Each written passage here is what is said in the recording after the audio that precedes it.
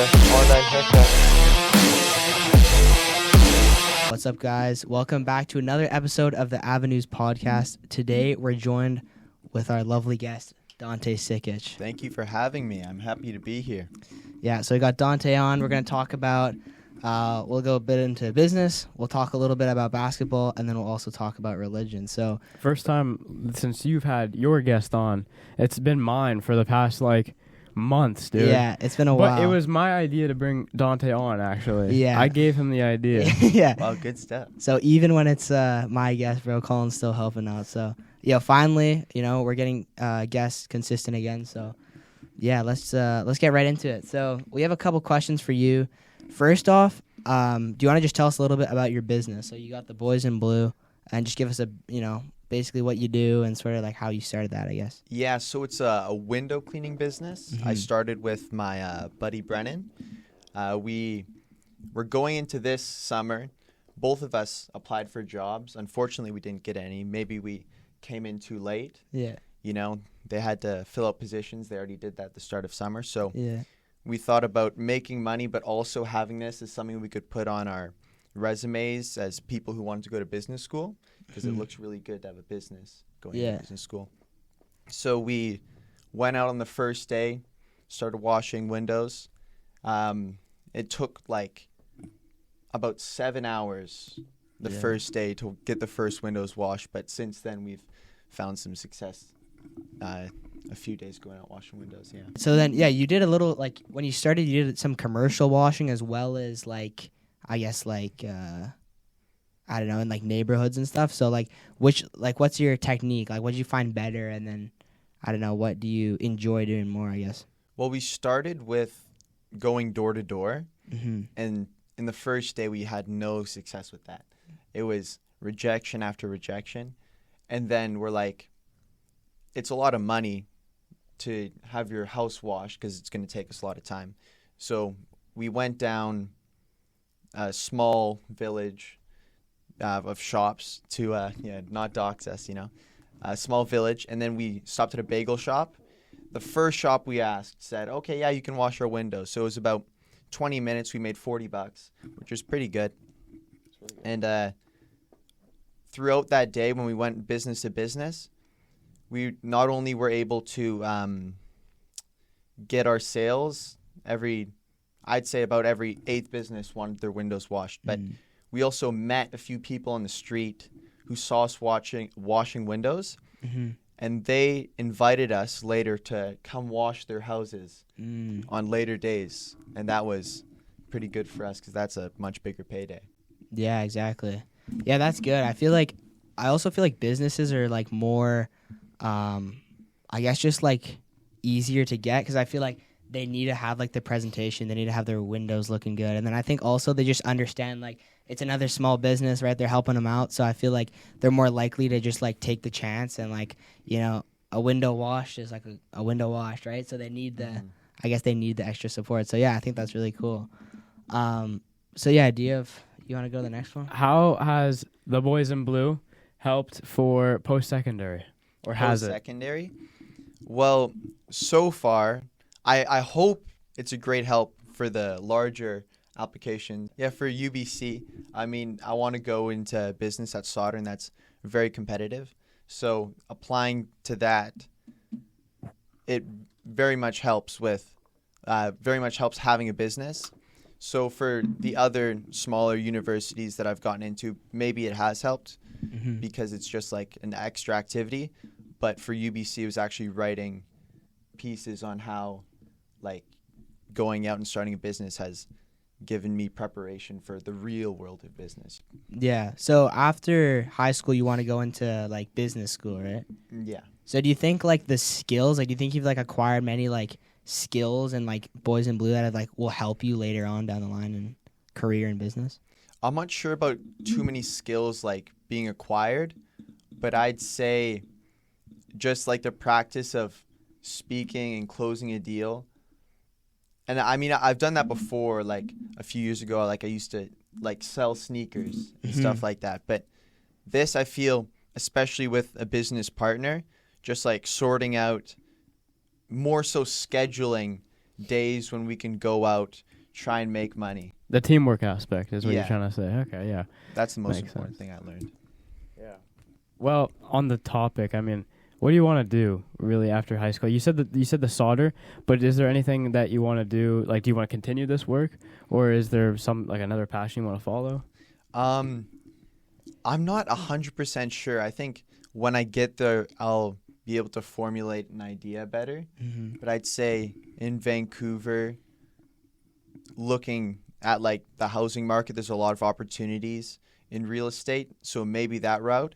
Mm-hmm. But more so, I've like looked into finance, and I think that's a good opportunity to go into, like, if you want to make money.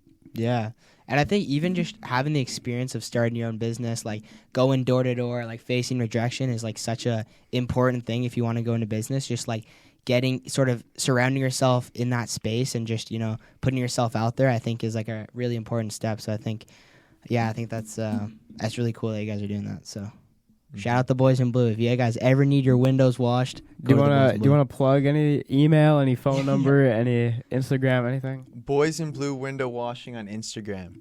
That's if you want to go. We'll do a get your pop windows tag washed. right here Yeah. and check description out. Thank you, Exactly. boys.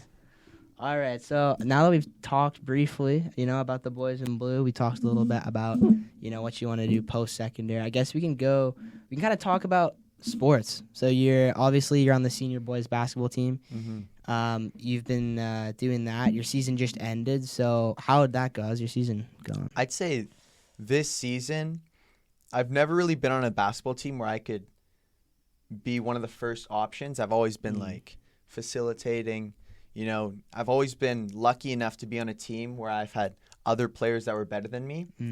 This year, I think I've had the opportunity. It's still a lot of good guys on the team, but I found I had the ball in my hands a little bit more, and I could make my plays, get my shots up. Yeah, I like that. Mm-hmm. So did you have any, did you suffer from any injuries or anything? Did you have any injuries this season? Or? Starting from last season, at one point, I was a starter on a top-ranked team. Uh-huh. But throughout the season, I developed an injury in my elbow that I wasn't sure what it was. I went to the physiotherapist. They said to me, so it's a combination of tennis elbow, golfer's elbow, maybe some tendon aggravation. That didn't really make a lot of sense, having all that. Yeah. So I would go to physiotherapy, but it didn't really help. So I went to the doctor the start of this season who referred me to sports medicine, and they said it's likely that one of my bones in my elbow is a little bit too long, and they said you could get a cortisone shot which could mitigate some of the pain in the meantime. I didn't really want to do that. I would just struggle through it. Yeah. And then they said they might want to shave it down in the future, which I don't really want to do.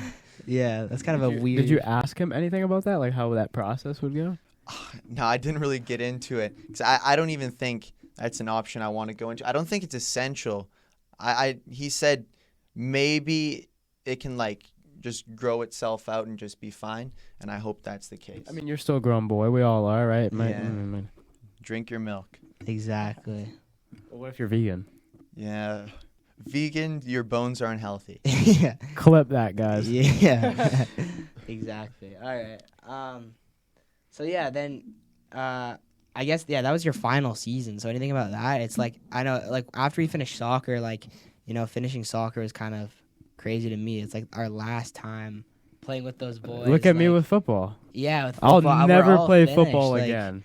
I know. That's crazy. So do you think you'll join a men's league, or do you have any plans for basketball after the season now that you're done, or just is that kind of it? I mean, once I finish school, maybe going into the summer, going into university, I know UBC has pretty competitive intramurals, so I could go into intramural basketball, or even if I wanted to, a Sunday league basketball team. Yeah. That could be fun. I really want to do that. Anyone interested, let me know. Yeah. The Avenues Podcast AAU team coming very soon. Exactly.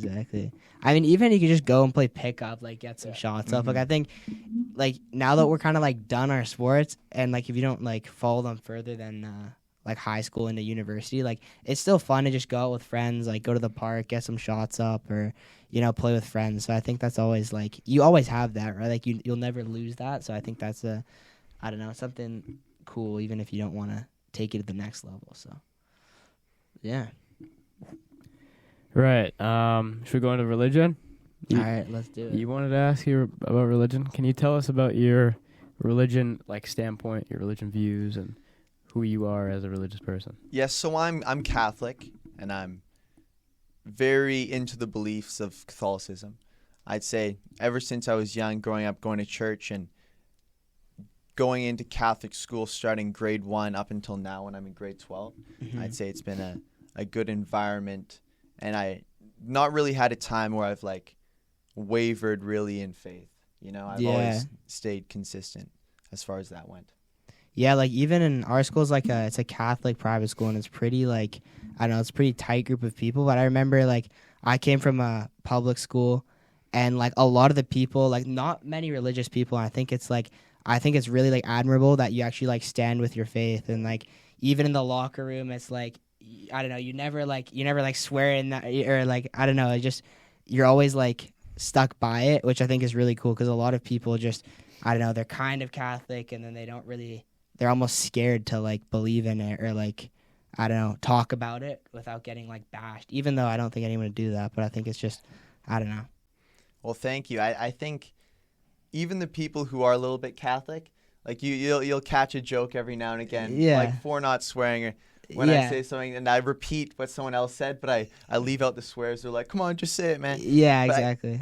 I wouldn't even say not swearing is a part of being Catholic. I was about to say that. It's just Yeah. I think you just sound a little bit more intelligent when you think of something else to say instead of swearing. But yeah, exactly.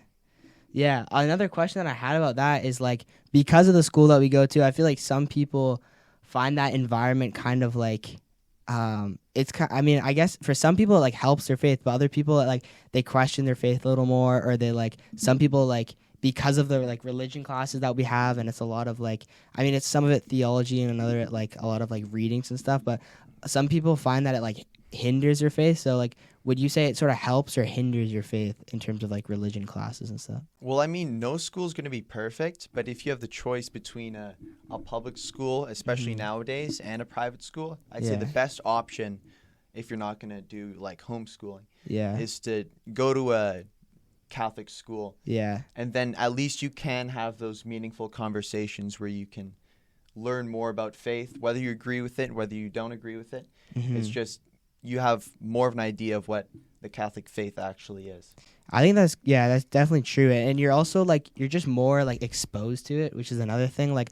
You have just better understanding of the faith, and I think you can help sort of align your decisions around that. A lot of people, even talking to my dad, someone who was grew up Catholic, is it's interesting to have talks about religion and stuff, because I feel like I'm pretty knowledgeable, even though I wouldn't consider myself fully Catholic. I think I have a good background on it, and sort of I don't know, a good amount of knowledge to sort of make a decision on what I believe. So yeah, I think that's definitely cool. A little quick insight. I don't know if you ever did this. Did you ever learn in elementary? Did you do the decision point thing? Decision point? Yeah. I'm not sure. It's you do it during confirmation, and it's a book you get, and you have to watch these videos. For us, we did a theology. Maybe that's what you're talking about. It's a little theology book, and you fill out questions. Yeah. So for us, we did this thing called Decision Point, and I found that book recently, and I've actually been reading it. It's a pretty big book, and each time we go through a unit, we have to watch this guy. His name Matthew Kelly is his name, and we had to watch his video talking, and you could word for word what he says is in the book, so you could watch him. And then you have to answer these questions after. He gives a lesson. It's a religious lesson. So I've been reading the book, and I've been seeing what my answers are when I was 13 during confirmation time. And surprisingly, a lot of what I answered kind of ties into my life right now. And also my responses, before I even read what I put, I would answer it in my head, and it's the same. So it's kind of weird to think about. And I don't know why, but my point is, I've been reading the book, and the book is really interesting, and I actually quite like the lessons and the meanings behind it. Some of it is the guy's opinion, which I don't really like, because it's not necessarily true what he's saying, and that kind of ruins the religion aspect of it. I don't really think the guy should be giving his opinion on something. I'm trying to be confirmed, I'm not trying to hear what his... Anyway, but yeah, the book's pretty cool, and so I kind of revisited that, so I thought it was interesting. But how has religion affected you? Like, have you had any of those close encounters with God or anything that's, like, made you, like, you no doubt of your mind you're Catholic? I would say, those people who get converted into the faith, that's through, like, the moment where it's like, oh, it all makes sense. I think for me, it's just going through my entire life and, like, reasoning. Like, why wouldn't it be real? And I could never find, like... a reason for it to... I could never find great reason... A solid answer. To, like... I like that. Separate myself from the faith, Yeah. And, like, the further I go into it, the more it makes sense.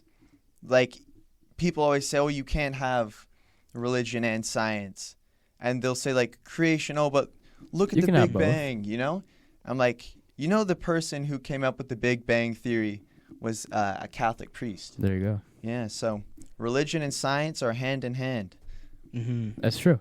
What would you say? I know this is kind of like a big like topic of debate, or like a lot of people have like their gripes with like the Catholic Church and stuff, all like the abuse and cases and stuff. Like, what would you say about that? Or like generally like Catholicism as a whole, opposed to like Christianity and stuff. Well, it's supposed to be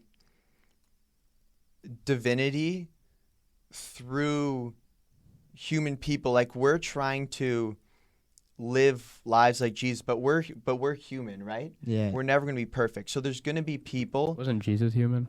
Like, technically. But 100% God and 100% human. Yeah. Like, Yeah, if only we God. were 100% God, you know? Yeah. But it's a church that's led by humans, right? So it's not going to be 100% perfect in that aspect, but what we believe is we believe that Jesus is 100% perfect. So the closer we can get to that is the closer we can get to him, like on a spiritual level. That's facts. Facts. Do you find it hard? Like, I feel like nowadays there's not many people, especially our age, or even in our school, like you think being like a Catholic school, like I feel like there's not many people that are like super into their faith. They're like not many people who really like live it, I think. Like, do you find it hard, or do you have like a community of people that you think help you like deepen your faith? I'd say I do have friends, and especially my family. I'm lucky enough to have a very faithful family. But I'd say for the people at our school who are not really confident in their faith, I'd say in society, it's being Catholic now is sort of hard. You can be looked down upon by so many different people just because of like what you were saying. In the public eye, bad stuff has happened, but that doesn't really reflect the church as a whole. You know, it also has done so much good for society. Yeah, and so many people overlook that. They look at like, you know, everyone makes mistakes, and it's like, just because it's like, I don't know, I think some people like confuse the thing as like, oh, because they're Catholic or because they're part of a church, like these guys are hypocrites for like all these scandals and stuff. But it's like you said, it's like we're human too, right? So it's like, and it's not like also discounting what those people did. Obviously, they've committed horrible acts, but it's like, again, at the end of the day, it's like that's not like what's intended, I think, or it's not like what the faith reflects. It's just what the people have done. So I think it's that distinction of like the people versus what the actual church does or says, right? Yeah, and kind of related to that, I mean, do you think that the Catholic Church or your school like hinders that or helps you? I would say for me personally, it's easier for me to speak about things at a Catholic church than a public school. At a Catholic school rather than a public school, I should say. And I feel like many people, when I speak to them about faith, they're like, oh yeah, but I do this and I do that. And I'm like, yeah, and I sin as well, but you don't go to the Catholic Church because you're perfect. You go there because you're a sinner, right? Because everybody sins, right? Yeah, I think a lot of people like miss that point. It's like Jesus will always like forgive you, right? Like there's no sin that's bigger than like Jesus' love or that can cover that. And I think a lot of people think like, oh, I'm too bad for this or I've committed too many sins, where it's like nothing can sort of cover what Jesus did on the cross. So it's like there's nothing. It's almost like selfish of you to think that way, because it's like That's true. there's nothing that's like bigger than that love. That's kinda, true. so, Yeah. Yeah. Right. We're gonna revisit your business. Mm-hmm. Give us some struggles. Tell us about that. Anything you've encountered that's been a hard struggle? So I'd say apart from initially getting business, the struggle like going door to door trying to find sales, recently we've washed the windows for a very large property, and they were washing windows on this semi-built house to see if some of the panels, because they had very large window panels that they would put in. It's one of these modern homes that's like a lot of glass. So they wanted to see if there were any cracks when they were transporting these panels. So they just wanted to wash so they could clearly see any blemishes within the glass. So Brennan and I get called over. We agree on a price.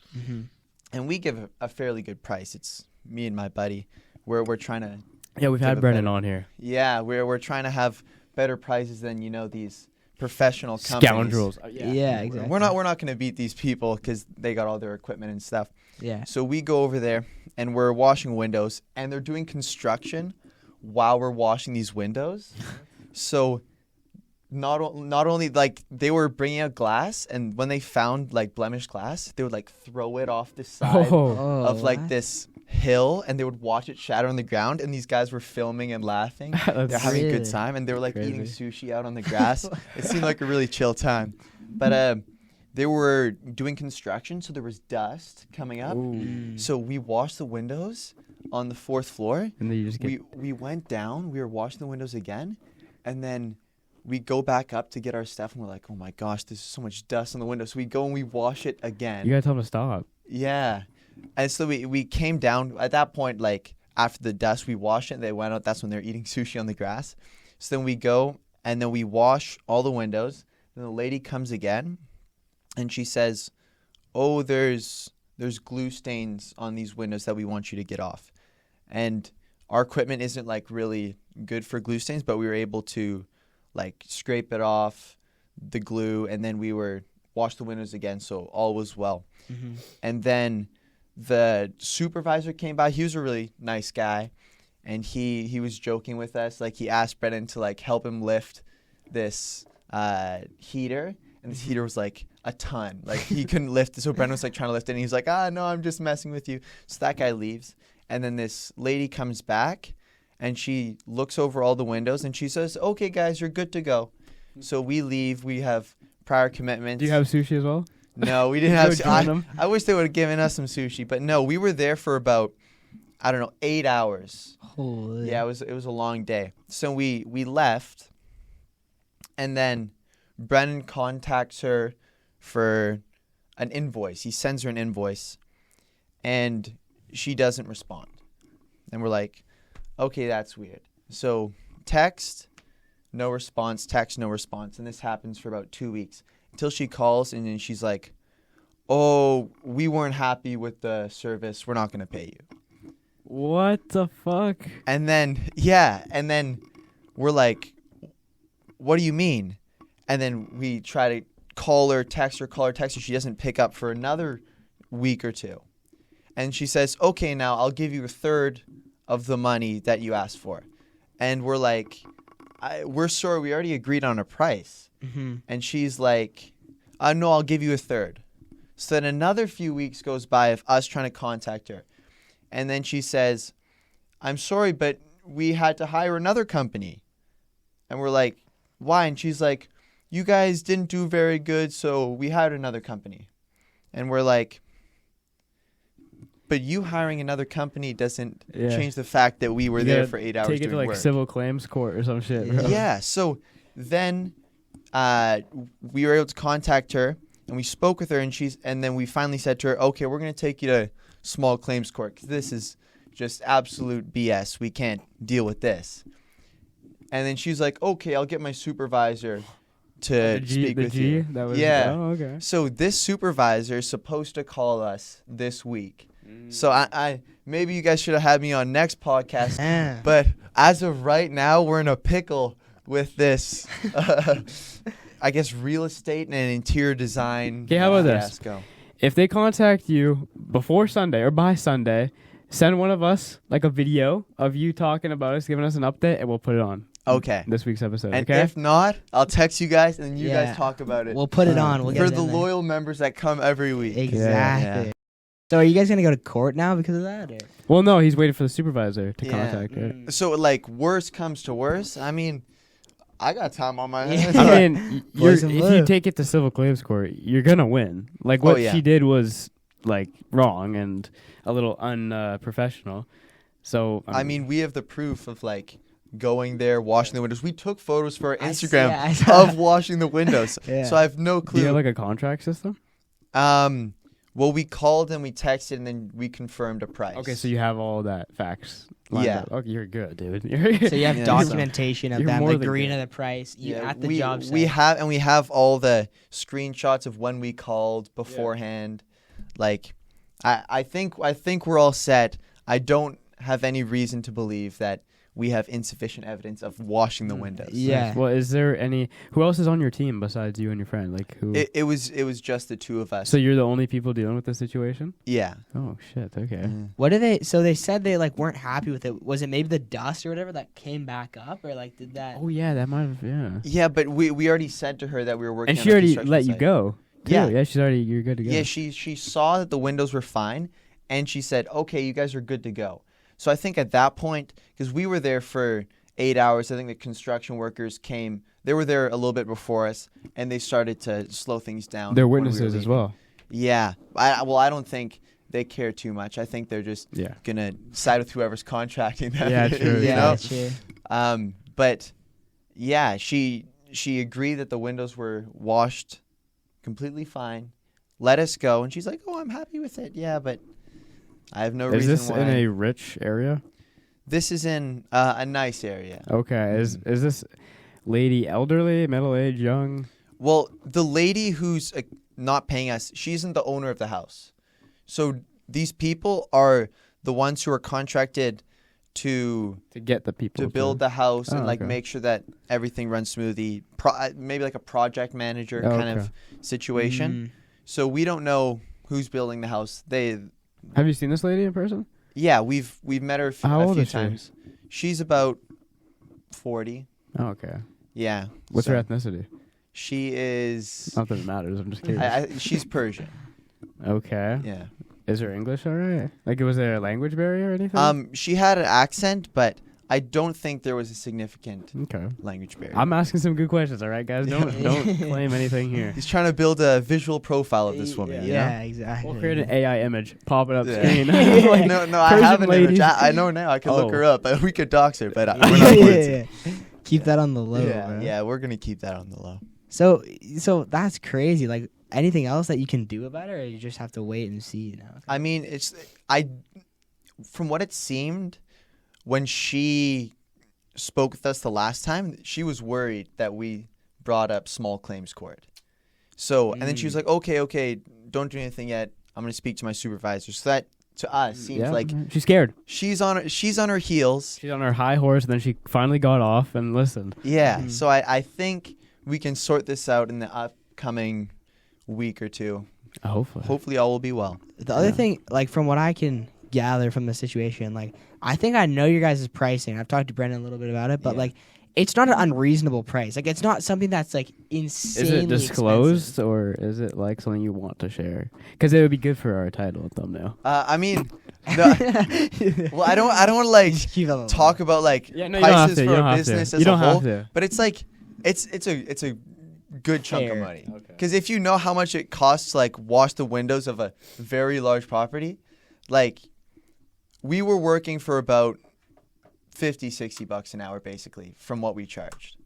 Guys, you do the math. We'll Do fi- the math at home. Yeah. Yeah. But yeah, like from what I Each. could tell, it's like if you went to a different company, like one of those like professional, they would overcharge you like Yeah. way more than what they're charging. I bet like, she wouldn't pull that bullshit either. But she exactly. sees my Yeah. sexy friend over here, Dante. Yeah. Oh, he's Dude. 17. Yeah. Maybe that's why she approached us in the first place. It's all Ah, planned yeah, out. just scam- She's we're gonna gonna take scam advantage these of us. fuckers. Yeah. Are you gonna?